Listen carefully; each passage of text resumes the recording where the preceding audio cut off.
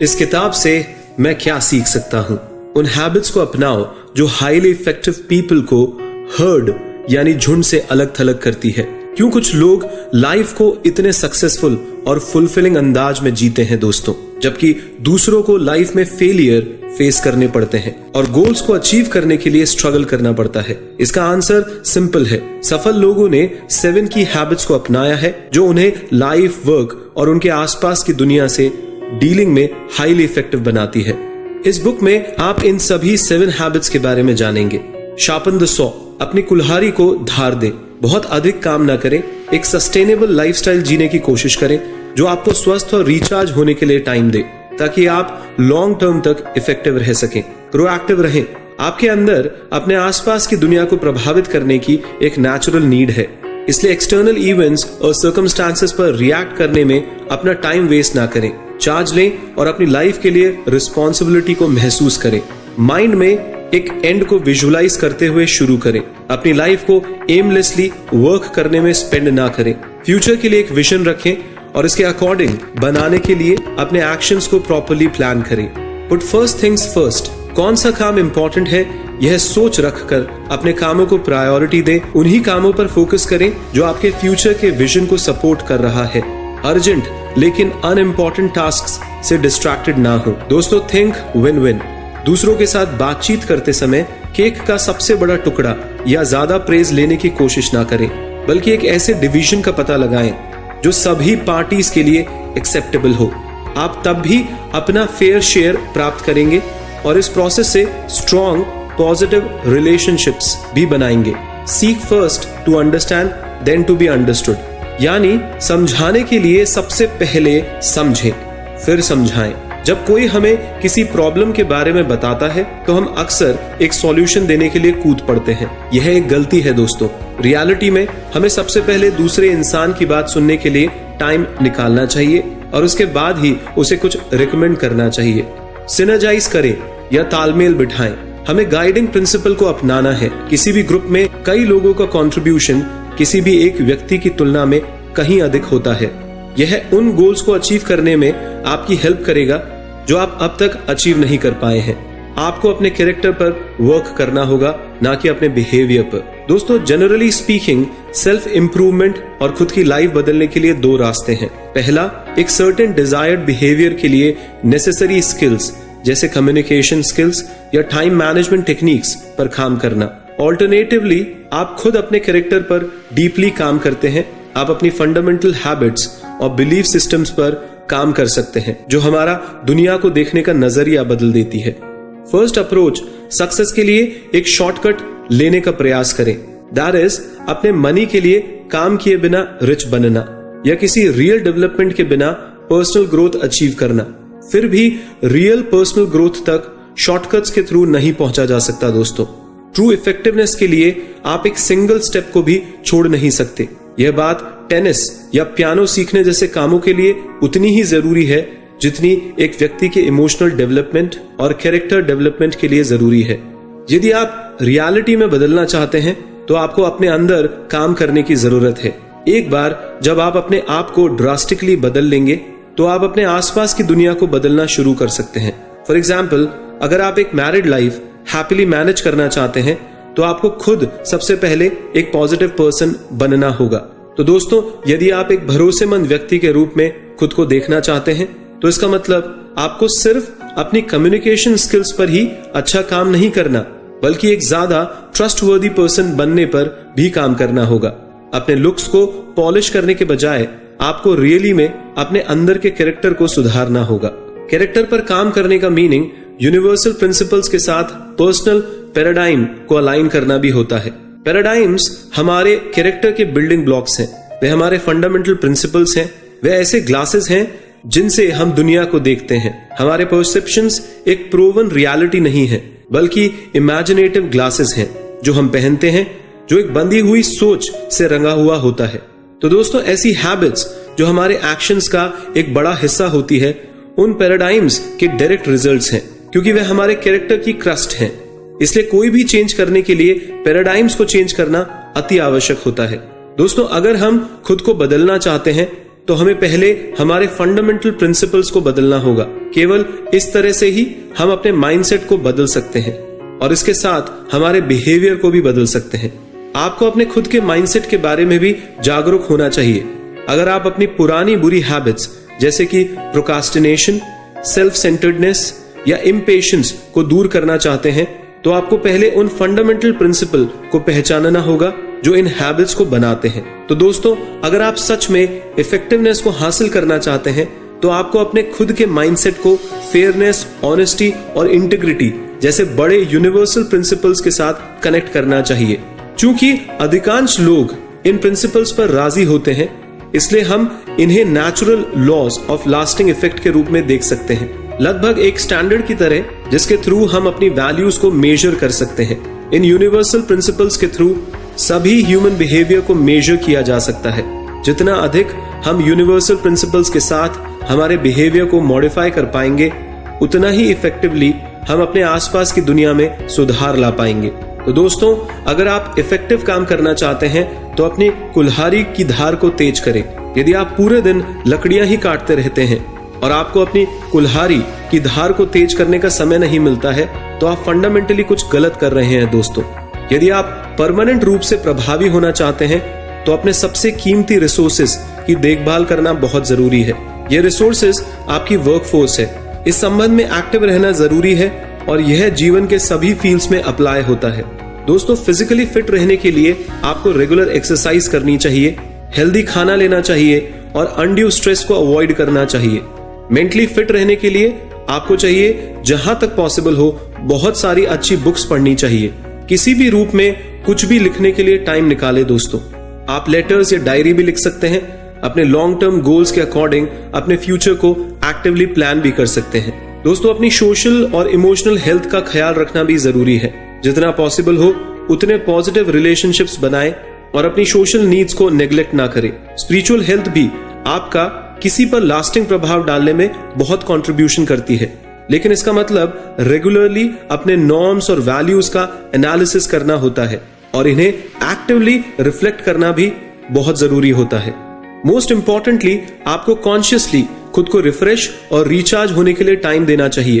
अधिकांश लोगों का दावा है कि वे ऐसा करने के लिए कभी समय नहीं निकाल पाते। लॉन्ग टर्म में इस तरह से रिफ्रेश स्पेंट टाइम आपकी प्रोडक्टिविटी और फिटनेस के रेफरेंस में आपको कई बेनिफिट्स देगा दोस्तों, तो इसको कभी भी अंडर एस्टिमेट मत करिए। तो दोस्तों, इस तरीके की सोच जीवन के उन सभी एरियाज पर अप्लाई होती है जहां प्रोडक्टिविटी जरूरी होती है। उदाहरण के लिए, बिजनेसेस को ना केवल ऐसे प्रोडक्ट को डेवलप करने के बारे में सोचना चाहिए जो वे बनाना चाहते हैं, बल्कि उनके प्रोड्यूसर्स यानी अपने एम्प्लॉयज की भलाई के बारे में भी सोचना चाहिए। प्रोएक्टिव रहें और अपने भाग्य का कंट्रोल अपने हाथ में रखें। हम में से हर एक में अपने आसपास की दुनिया को इन्फ्लुएंस करने की एक बेसिक नीड है, या दूसरे शब्दों में कहें तो हम भी प्रभावशाली बनना चाहते हैं। यह वह नीड है जो जानवरों से हमें अलग करती है। जानवर बाहरी सिचुएशन के अकॉर्डिंग रिएक्ट करते हैं, ह्यूमंस इसके ऑपोजिट खुद को प्रोग्राम करते हैं। हम कंडीशंस रिसीव करने और उन पर रिएक्ट करने से पहले बहुत सोचते हैं। एक्सटर्नली खुद को और अपने एक्शंस को ऑब्जर्व करने की हमारी एबिलिटी हमें यह डिसाइड करने में मदद करती है दोस्तों कि हम एक्सटर्नल चैलेंजेस पर कैसे रिएक्ट करें।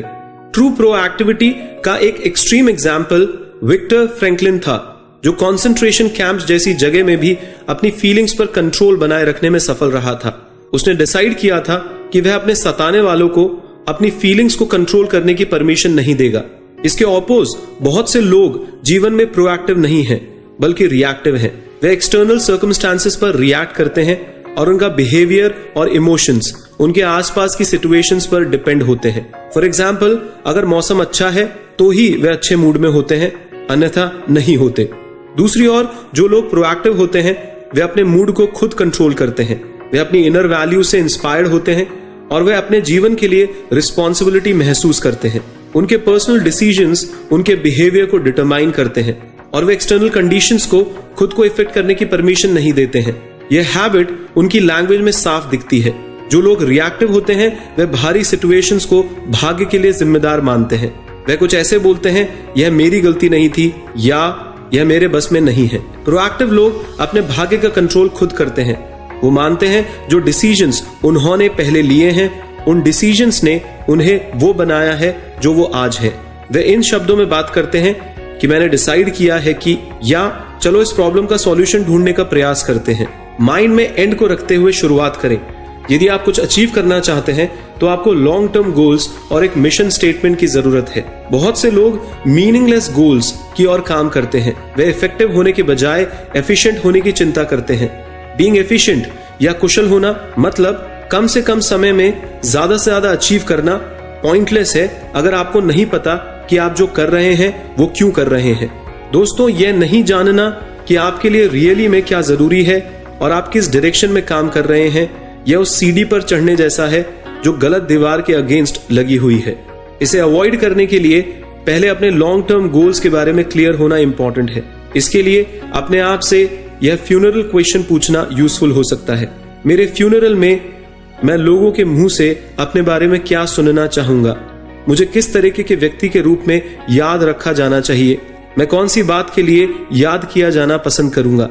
तो दोस्तों, जो व्यक्ति अपने मेजर लॉन्ग टर्म गोल्स को लेकर क्लियर है, वो जो भी काम करेंगे उसे अपने गोल से कनेक्ट कर पाएंगे।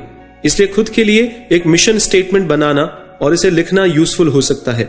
इस मिशन स्टेटमेंट में आप अपनी लाइफ पाथ, वो बड़े गोल्स जो आप अचीव करना चाहते हैं, वह आपकी बेसिक वैल्यूज और प्रिंसिपल्स जिनमें आप विश्वास करते हैं, इन सबको प्लान करते हैं। मिशन स्टेटमेंट आपका पर्सनल कॉन्स्टिट्यूशन है, एक एस्टैब्लिश स्टैंडर्ड जिसके द्वारा सब कुछ मेजर्ड और वैल्यू किया जाता है। ऐसे गाइडलाइंस रखने से आपको डायरेक्शन और सिक्योरिटी का एहसास होता है। दोस्तों, अपने गोल्स को अचीव करने के लिए आपको अपने हर एक्शन के रिजल्ट्स को क्लियरली विजुअलाइज करना होगा। सभी एक्शंस को असल में 2 बार किया जाता है। पहले जब हम उसे एक मेंटल पिक्चर के रूप में विजुअलाइज करते हैं, और दूसरा तब जब हम एक्चुअली में उसे पूरा करते हैं। मेंटली हम एक्शन की जितनी बेहतर पिक्चर विजुअलाइज करेंगे, उतने ही बेहतर यानी बेटर रिजल्ट्स हमें मिलेंगे। इसलिए 2 बातों का ध्यान रखना जरूरी है। सबसे पहले आपको हमेशा अपने लॉन्ग टर्म गोल्स, अपने वैल्यूज और नॉर्म्स के प्रति कॉन्शियस होना चाहिए, ताकि आप अपने सभी एक्शंस को उनके साथ अलाइन कर सकें। आपको पता होना चाहिए कि आप कौन से टारगेट्स को एम कर रहे हैं, क्योंकि दोस्तों, अगर आप नहीं जानते कि आप किसे एम कर रहे हैं, तो आप केवल दूसरे पर्सन के गोल को अचीव करवाने में उसकी मदद कर रहे हैं और अपने गोल के बारे में बिल्कुल नहीं सोच रहे हैं। तो दोस्तों, ये अति आवश्यक है कि आपको एक क्लियर मेंटल पिक्चर बनानी चाहिए। आपको विजुअलाइज करना चाहिए कि आप अपने तीर को यानी अपने एरो को कैसे एम कर रहे हैं, ताकि आप बुल्स आई को हिट कर सकें। इस तरह का विजुअल एंटिसिपेशन सभी पॉसिबल सिचुएशन में काम करता है। For example, most competitive sportsman यह विजुअलाइज करने की अच्छी तरीके से प्रैक्टिस करते हैं कि वे किस तरह से स्टार्टिंग ब्लॉक छोड़ेंगे, कैसे परफेक्ट स्ट्रेच लेकर फिनिश लाइन क्रॉस करते हुए फर्स्ट पोजीशन अचीव करेंगे। तो दोस्तों, सेम प्रिंसिपल ऑफिस के लिए भी सच है। सबसे पहले आपको एक क्लियर मेंटल पिक्चर की जरूरत होती है, जिसे फिर सॉलिड एक्शंस में कन्वर्ट किया जा सकता है। और जैसा कि कहा जाता है, एक बार अपना रास्ता खोने से अच्छा है कि हम 2 बार पूछ लें कि हमें जाना कहां है। तो दोस्तों, किसी काम को करने से पहले समझने के लिए टाइम डिवोट करना और डिजायर्ड आउटकम को विजुअलाइज करना आपको ज्यादा प्रोडक्टिव बनाता है। यदि आप ट्रूली इफेक्टिव होना चाहते हैं तो हमेशा चीजों को प्रायोरिटी के अकॉर्डिंग करें। यदि आप अपनी लाइफ सिचुएशंस को अपने अकॉर्डिंग मोल्ड करना चाहते हैं और आपके माइंड में एक क्लियर गोल है, तो आपको ऐसी अच्छी आदतों को अपनाने की जरूरत है जो आपके इन एम्स को एक्शन में ट्रांसलेट करने में आपकी मदद करे। एक मिशन या विजन केवल तभी रियलिटी बन सकता है जब आप इसे रियली में डे टू डे जीते हैं। इसके लिए बेहतर टाइम मैनेजमेंट की जरूरत होती है। ज्यादातर टाइम मैनेजमेंट टेक्निक्स एफिशिएंसी बढ़ाने पर काम करती है, इफेक्टिवनेस के इंप्रूवमेंट पर नहीं। वे अक्सर रिलेशनशिप पर स्ट्रेन डालते हैं और एक्चुअली में लॉन्ग टर्म में इससे प्रोडक्टिविटी बिगड़ती है। दोस्तों, इसके लिए ज्यादातर समय यह छोटी सी लाइन याद रखना सफिशिएंट है। फर्स्ट थिंग फर्स्ट का मतलब इंपॉर्टेंट थिंग्स पर ध्यान दें, लेस इंपॉर्टेंट थिंग्स एक तरफ रख दिया जाता है और फिर बाद में इन्हें डेलीगेट किया जाता है या फ्री टाइम में निपटाया जाता है। हम कैसे बता सकते हैं कि कौन सी चीजें इंपॉर्टेंट हैं? तो दोस्तों, वो चीजें इंपॉर्टेंट हैं जो हमें हमारे फाइनल गोल्स के करीब पहुंचाती है और जो हमारे मिशन स्टेटमेंट, वैल्यूज और नॉर्म्स के अकॉर्डिंग है। इसलिए इनमें डेली लाइफ के कई छोटे कामों की जगह इंपॉर्टेंट थिंग्स को शामिल किया जाता है। इंपॉर्टेंट थिंग्स वो प्रोजेक्ट और टास्क हैं जो टेम्पररी हमें इफेक्ट नहीं कर रहे हैं, लेकिन हमारे लार्जर विजन का हिस्सा हैं और लॉन्ग टर्म में इनका काफी इफेक्ट पड़ता है। तो दोस्तों, इन क्रूशियल टास्क्स के लिए खुद को डेडिकेट करने के लिए यह सीखना होगा कि आपको कहां हां बोलना है और कब ना बोलना है। अगर हमारे पास हां कहने की बर्निंग डिजायर है तो भी हम उस सिचुएशन में ना कह सकें जब हमें जो काम करने के लिए कहा गया है वह हमारे लॉन्ग टर्म गोल्स के अचीवमेंट के लिए कुछ भी कंट्रीब्यूट नहीं कर रहा हो। केक में से अपने हिस्से को पाने के लिए विन विन सिचुएशन के बारे में सोचें और लास्टिंग रिलेशनशिप्स बिल्ड करें। दोस्तों, ज्यादातर लोग आंतरिक रूप यानी internally win loss mindset follow करते हैं। वे हर सिचुएशन को कंपटीशन के रूप में देखते हैं और दूसरों को कॉम्पिटिटर्स के रूप में देखते हैं। वो केक यानी कि सक्सेस के सबसे बड़े स्लाइसेस के लिए लड़ाई करते हैं। हालांकि जिंदगी में ज्यादातर सिचुएशंस में कंपटीशन करने की जरूरत नहीं होती है। आमतौर पर हर किसी के लिए सफिशिएंट केक होता है और यह तब तक ही हो सकता है जब तक सभी पार्टीज विन विन सॉल्यूशन की ओर काम करती है, क्योंकि विन लॉस मेंटालिटी का मेजर डिसएडवांटेज यह है कि जब इस मेंटालिटी के दो लोग एक दूसरे के अगेंस्ट आते हैं तो सिचुएशन अक्सर लॉस लॉस हो जाती है, दोनों पार्टियां हार जाती हैं, जबकि इस बीच केक यानी सक्सेस कोई और ले जाता है। इसके अलावा दो ऐसे लोगों के बीच एक पॉजिटिव रिलेशनशिप बनाना इम्पॉसिबल है जो एक दूसरे के साथ लगातार कंपटीशन में है। अलग अलग लोगों के साथ बहुत से पॉजिटिव रिलेशनशिप्स बनाने की एबिलिटी हासिल करना विन विन माइंडसेट के मेजर बेनिफिट्स में से एक है। ऐसा इसलिए है क्योंकि दूसरों के साथ अच्छे रिलेशनशिप बनाने की एबिलिटी एक रियल एसेट है और यह सच्ची इफेक्टिवनेस पाने का आधार है। दोस्तों, विन विन मेंटालिटी वह है जो हमेशा ऐसे सॉल्यूशन ढूंढने का प्रयास करती है जो सभी पार्टीज के लिए एक्सेप्टेबल है। इसको प्रॉपरली इंप्लीमेंट करने के लिए हमें अपनी सोच में बदलाव करने की जरूरत है। अधिकतर लोग सोचते हैं मुझे ये श्योर करने की जरूरत है कि मुझे अपने केक का टुकड़ा मिल जाए, जबकि हमें सोचना चाहिए दोस्तों कि वहां हर किसी के लिए सफिशिएंट केक है कि नहीं। आप समझ रहे हैं ना दोस्तों मैं क्या कह रहा हूं? तो दोस्तों, इसका मतलब यह है कि जब तक कोई सॉल्यूशन मिल नहीं जाता है तब तक हमें नेगोशिएशन और कम्युनिकेट करना चाहिए। ध्यान रहे, यह सॉल्यूशन सभी पार्टीज के लिए डिजायरेबल हो। यह एक आसान काम नहीं है और इसमें सेंसिटिविटी और पेशेंस दोनों की जरूरत होती है। इसका रिजल्ट हालांकि सभी पार्टीज के बीच एक लास्टिंग पॉजिटिव रिलेशनशिप और म्यूचुअल ट्रस्ट बनाना है। दूसरों के साथ स्टेबल रिलेशनशिप बनाने का मतलब है इमोशनल बैंक अकाउंट में इन्वेस्ट करना। हर एक रिलेशनशिप एक इमोशनल बैंक अकाउंट की तरह है दोस्तों, जो रिकॉर्ड करता है कि इसमें हर एक पर्सन ने कितना इन्वेस्ट किया है। पार्टीज के बीच जितना ज्यादा बैलेंस होता है उनका ट्रस्ट भी उतना ही ज्यादा होता है। इसके लिए आप रिलेशनशिप के अकाउंट में रेगुलर पेमेंट्स करते रहें और उस अकाउंट से रेयरली ही कभी मनी विड्रॉ करें। फॉर एग्जाम्पल, इसका एक पेमेंट हो सकता है एक विन विन सॉल्यूशन ढूंढना, आपके द्वारा किए गए प्रॉमिस को पूरा करना या रियलिटी में अन्य लोगों को ध्यान से सुनना। दूसरी तरफ इस अकाउंट से विड्रॉल हो सकते हैं कि एक विन लॉस सॉल्यूशन ढूंढना, एक प्रॉमिस तोड़ना या दूसरे व्यक्ति को केवल आधे मन से सुनना। दोस्तों, यही कारण है कि एवरीडे लाइफ में हमेशा प्रॉमिसेस रखने और छोटे मामलों में भी पोलाइट और सेंसिटिव होना बहुत जरूरी है। वफादार बने रहना इन सभी में सबसे जरूरी है। तो दोस्तों, अगर आप कभी इस अकाउंट से विड्रॉ करते हैं तो आपको सिंसियरली माफी मांगनी चाहिए। लोग पश्चाताप करने वाले पापी को माफ करने में ज्यादा खुश होते हैं। खुद के गलत होने को स्वीकार करना एक साहसी इंसान की निशानी होती है और यह हमेशा वर्थवाइल होता है। दोस्तों, यदि आप दूसरे को इन्फ्लुएंस करना चाहते हैं तो पहले समझने की कोशिश करें, फिर समझाएं। Seek first to understand then to be understood. हम किसी ऐसे डॉक्टर पर कितना भरोसा करेंगे जो सब कुछ सुने बिना ही हमारी बीमारी डायग्नोसिस कर ले? कितना हेल्पफुल होगा वो ऑप्टिशियन जो अपना चश्मा हमें देकर यह क्लेम करे कि हमें भी सब कुछ ठीक दिखेगा, क्योंकि भाई उसको भी तो उस चश्मे में सब कुछ ठीक दिखता है। हालांकि हम में से ज्यादातर लोग इस तरीके के बिहेवियर के लिए सीरियस हो सकते हैं।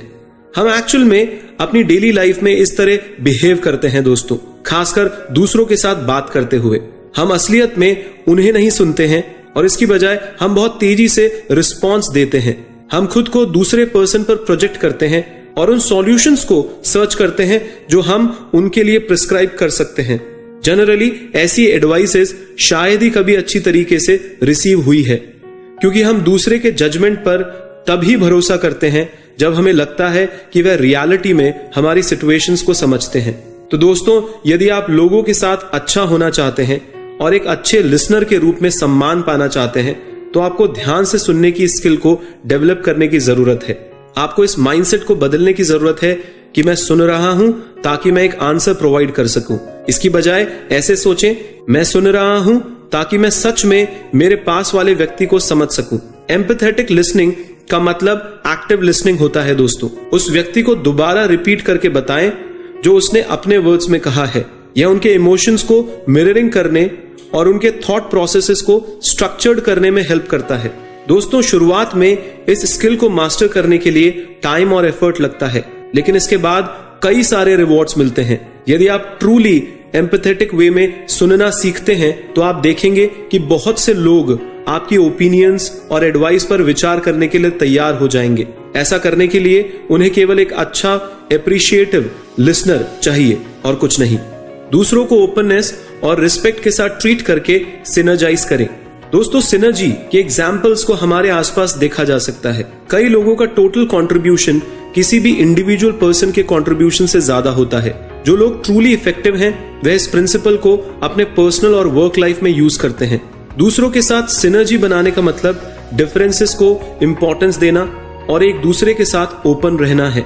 हम में से हर एक पर्सन इस दुनिया को एक अलग पर्सपेक्टिव से देखता है दोस्तों। हम में से हर एक में पर्टिकुलर स्ट्रेंथ्स हैं। शेयर्ड रिसोर्सेज का यूज करके हम सब एक दूसरे की वीकनेसेस को कंपनसेट कर सकते हैं। इसे अचीव करने के लिए आपको अपनी दूसरों से बातचीत को एडवेंचर की तरह देखना होगा। इस एक्शन का आउटकम पूरी तरह से आपके कंट्रोल में नहीं हो सकता है, लेकिन आपको तब भी कंप्लीट ओपननेस के साथ इसे फॉलो करना चाहिए। दोस्तों, जो लोग रियल में सिनर्जाइज करते हैं, वे लोग एक दूसरे की बात बहुत ध्यान से सुनते हैं। वे खुद को एक दूसरे की जगह रख कर देखते हैं और वे कुछ ग्रेट बनाने के लिए एक स्प्रिंग बोर्ड की तरह दूसरों के कॉन्ट्रीब्यूशंस का यूज करते हैं। कोऑपरेशन और ट्रस्ट के इस एटमॉस्फेयर के एग्जिस्टेंस के लिए एक ग्रुप के इंडिविजुअल को बहुत मैच्योर होना चाहिए, एक दूसरे को रिस्पेक्ट के साथ ट्रीट करने और उनके वर्किंग रिलेशनशिप में इन्वेस्ट करने के लिए तैयार रहना चाहिए। दोस्तों, इसके रिजल्ट्स को प्रिडिक्ट करना ऑलमोस्ट इम्पॉसिबल है और सिनर्जेटिक वर्क अक्सर कियोस के करीब आ सकते हैं, लेकिन आपको इससे निराश नहीं होना चाहिए। इसके बजाय आपको इस फैक्ट पर फोकस करना चाहिए कि बाय द एंड आप वो रिजल्ट अचीव कर लेंगे जो कि किसी अकेले पर्सन के लिए इम्पॉसिबल होता है। दोस्तों, फाइनल समरी में इस बुक का की मैसेज आपको दोबारा देना चाहूंगा। ट्रूली इफेक्टिव होने का मतलब है कि आप इस बात में क्लियर हो कि आप क्या अचीव करना चाहते हैं और अपने गोल्स को एक्शन में एग्जीक्यूट कर सके। यह दूसरे के साथ सिनर्जाइज करने, लास्टिंग रिलेशनशिप्स में इन्वेस्ट करने और बैलेंस लाइफस्टाइल को मेंटेन रखने से अचीव किया जा सकता है। तो दोस्तों, 7 habits of highly effective people by Stephen Covey दुनिया की सबसे ज्यादा बिकने वाली किताबों में से एक है। तो हमने कोशिश की कि इस किताब के मुख्य अंश आपके सामने पेश कर सकें। अगर आपको इस किताब का ऑडियो पसंद आया हो तो ज्यादा से ज्यादा लोगों में इसको शेयर जरूर करें। हमारी यही विश है दोस्तों कि आप चैंपियन बने। मेरी शुभकामनाएं आपके साथ हैं। धन्यवाद। तमाम हमारे व्यूअर्स से कहना चाहूंगा कि उड़ान एनजीओ एक ऐसी संस्था है जिसका एक ही लक्ष्य है कि सॉफ्ट स्किल्स ट्रेनिंग यानी कि जिंदगी को कैसे बेहतर तरीके से जिए, ऐसे लाइफ मैनेजमेंट वीडियोस जन जन तक पहुंचाएं फ्री ऑफ कॉस्ट। तो दोस्तों, आप इस चैनल को सब्सक्राइब करें, उड़ान एनजीओ चैनल को, और बेल बटन पे क्लिक करें। जो भी वीडियो हम इस चैनल पे अपलोड करेंगे उसका इंटीमेशन आप तक पहुंच जाएगा।